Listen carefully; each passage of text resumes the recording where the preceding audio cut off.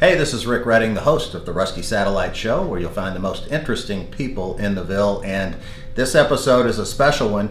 My friends at Switcher Studio and Dan Petrick are videotaping the interview I have with Sam and Amy Patel and Jeff Stum. I hope you'll enjoy it, and the way I enjoyed this chai tea latte, which we'll be talking about in the show.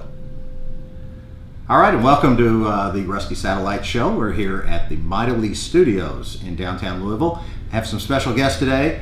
I have Sam and Amy Patel and Jeff Stum, who have this great product. This great product right here. It's a chai tea in a bottle. I love chai tea. And Sam, let's start with you. Tell me a little bit about how the product went from an idea to something you can buy on the shelf at a store. Chai tea latte is, I'm the CEO, Amy Patel, my wife is the founder, and it was her idea. And we were always thinking about something to do to pass it on to our kids. Okay. They know of it, they drink it, they enjoy it, but they don't know how to make it. Mm-hmm. So Amy came up with the idea and we basically ran with it. And we have 3 flavors right now, masala. Okay. We have ginger and vanilla. Masala is a dash of spices. Vanilla is a little bit smooth and sweet, and ginger's also smooth. Okay. And you don't have history of being in this industry, right? No, it was completely new. Okay. And we wanted to pass it on from Indian tradition to more in U.S. and how people were able to enjoy it from our home to their home. All right. Well, Amy, let me ask you. You came up with the idea. So how did you come up with that? I read the story on your website about the hanging out and talking and drinking chai tea, right? Yeah. I was watching my dad all the time when I was little. He was making tea, Mm-hmm. and he loves my tea. So one day we were talking to each other, like, let's do something new, something different. So I was like, let's make a chai, and we tried it for 1.5 years, and here we are right now. Yeah. So tell me what stage it's in, because a lot of people don't know, like if it's on store shelves. Where do you get this? This is great packaging. It's great tasting, as I just figured out. Where is it? Well, right now we're working with Spice Food, Jeff Stum, and he's helping us to explore the avenue and trying to do it local, regional, and national level. Wow. And Okay. Jeff and his team is helping us trying to explore that one step at a time and take it. All right. Well, let me ask Jeff. Let's bring in Jeff Stum, who is. I just reminisced with you in the hallway. We met many years ago when you were out peddling Ruby Red Tea on the street, and I said, I know that guy. And so here we are. Now you're involved in this business. Tell me a little bit about your Spicewood and how it's involved in this. Yeah. So the experience that we had with Ruby Red Tea over the years gave us an awful lot of knowledge as it relates to getting a brand started from the very conception all the way through to creating a national brand, getting it through distribution systems and distributed nationally. Prior to that, I had worked for Brown-Forman, and my partner in Spicewood also worked at Brown-Forman. We ran the Southern Comfort business together for multiple years.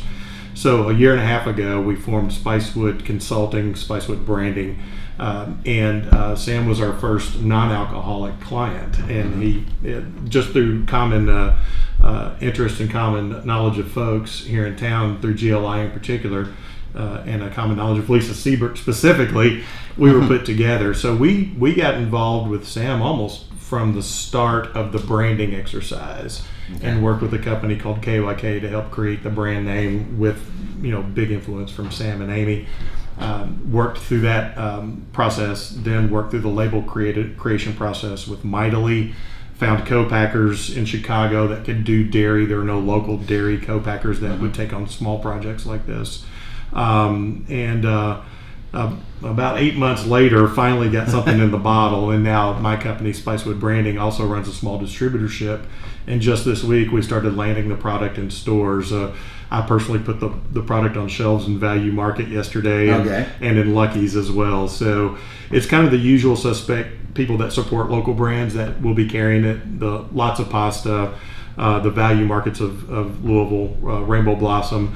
We'll have this all the way over to Cincinnati and Jungle Gyms, and in Lexington and Good Foods Co-op. and we're working on getting it into Whole Foods as well. But there'll be 50 or so accounts by the time this airs that will actively have the product on store shelves. Okay, so I'm looking at the bottle and all that. Does it? I guess what people want to know, how much is it going to cost?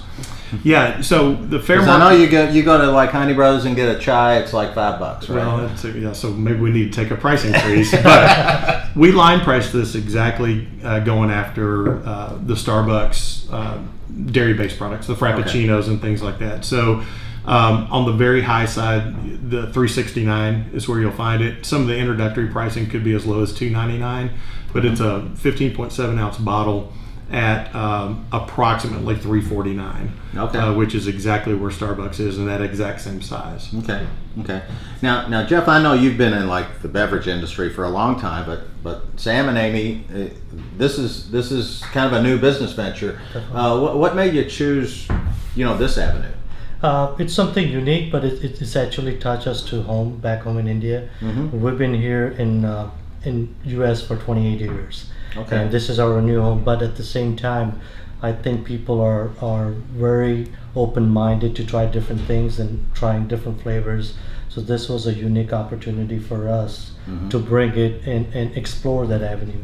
And good thing about our chai tea latte is people could enjoy it hot or cold and any time of the day, and even with some mixers if they really want to. So it is. Well, there you go, Jeff. I need some of that. I noticed Sam brought samples, but I don't see any of the alcohol brands. Still yet to be unveiled. We're going to focus on this for now. But I think it's a uniqueness. Even kids could enjoy it, family gathering. So it is a different avenue, but I think people are loving it, and we're just going to take one step at a time, take care of Louisville. And okay, now Amy, I am curious always about people that come here from other places. Y'all been in Louisville 28 years, correct? Yeah, he's been here for 28 years, and I've been here for 20 years. Okay. Yeah, okay. And we've been married for 18 years. Wow. Well, good for you. Why? If you were living in India, why did you choose Louisville? Oh, I had some relatives here, and just came here. So that's how my dad's sister. Okay, and you almost have other businesses. Definitely, I started my first business up in Econ Lodge in Fort Knox, right outside in Radcliffe, and been here, in Kentucky since '98. Before that, I was in Pennsylvania for over 10 years. Okay, so you're in the hotel industry. Correct. I guess. Okay. Well, it's very good to you. You got this great product launched, and it's very exciting. I had an opportunity to have some over at the Thunder event over at Buckhead's, and it was just a blast. And it doesn't go well with beer, but that. I was interested. I'm very interested. It's amazing to have a local drink product. And Jeff, maybe you can speak to this. It's challenging because the drink and the soft drink industry is so dominated by the two biggies. Right? Yeah, the Coke and Pepsis of the world do have a stranglehold, but I think it's fairly common knowledge that carbonated sodas have lost a fair amount of market share, and consumers themselves are looking for new beverage experiences, especially things with an international flair, things that can only buy in a made-for setting, like a Honey Brothers. They'll make a rooibos tea for you if you choose. Sure. They'll make a chai for you if you choose. However, the grab-and-go aspect of this is, in this particular case, is extraordinary. To make this from scratch, you need a bunch of ingredients. You need dairy, you need tea. Combine it all together lovingly and very specifically. So now with this, you open the bottle, and in this particular case, there's a very specific niche for chai tea lattes. There's only one other major player in the country. It's very, very nice product, but it's specific to the natural food world. Okay. And so ours is natural, but it's also shelf stable because of the co-packing process we use. So we feel like there's a great opportunity to be really a first to market with our very specific formula, very authentic story, and wonderful branding. The Banyan Tree story and the story of Amy's father and how they brought this to market I think is a story that will help propel it and get it adopted by consumers. Okay, and I'm guessing all these years before you came out with this product for the mess, was this what you have at your home? Yeah. You used to have your own recipe? Yeah, I have my own recipe. Okay, well, it's a secret. It is kind of. I was going to see if you were just going to tell me what the recipe was, and I could go home and make it myself. Nutmeg, ginger, cinnamon, cardamom. And it's almost like a same concept as pizza, or sandwiches. You have same ingredients, but it's proportional. How you put it, how you lay it out. That's what key aspect of it. And our product, chai tea lattes, is all natural flavors, gluten free and kosher. So that speaks to specific millennials and people who could enjoy it at the office, at workplaces. Yeah, well, I love it. When I can remember how many years ago when coffee shops started being the thing to do, and you have business meetings there and all that, and I go, I don't like coffee, so I had to find something to drink, and I've always ordered chai. So now, and then I trying to figure out how to do it at home, and now I got this. This is the key. So that's going to be fun to see how it grows and how it gets going in the market, and I'm sure Jeff's going to distribute. Jeff, before we go, I wanted to ask you a little bit about your company, about what other products you're involved in. Yeah, so we first started Spicewood Branding with the intent of being specifically focused on the micro distillery world, which is exploding. As we got started, it was burgeoning. Now it's exploding. There's a lot of micro distilled products around the country. We also knew that we wanted to develop some of our own products based on our knowledge of the industry. But as we got into it, we found that there were folks that also needed our help from a food standpoint as well as a non-alcoholic standpoint. So our hope is that we could do as many as 6 to 8 brand launches in the next 12 months. Specific to Spicewood owned brands, we do have 3 spirit brands, 3.5, hopefully 4 that we have formulated and have worked up the branding on, and are now waiting for TTB approval.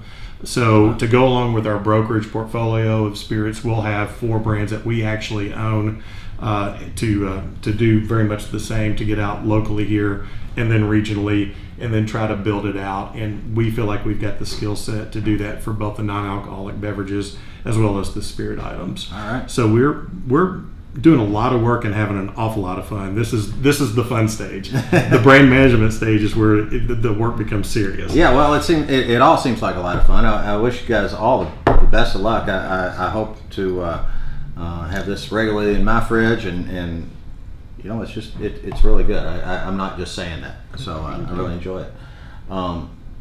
Amy, Sam, thanks for being on the show. Thank you. Jeff, thank you again for being on the show. And we'll be back with more from the Rusty Satellite Show in just a moment.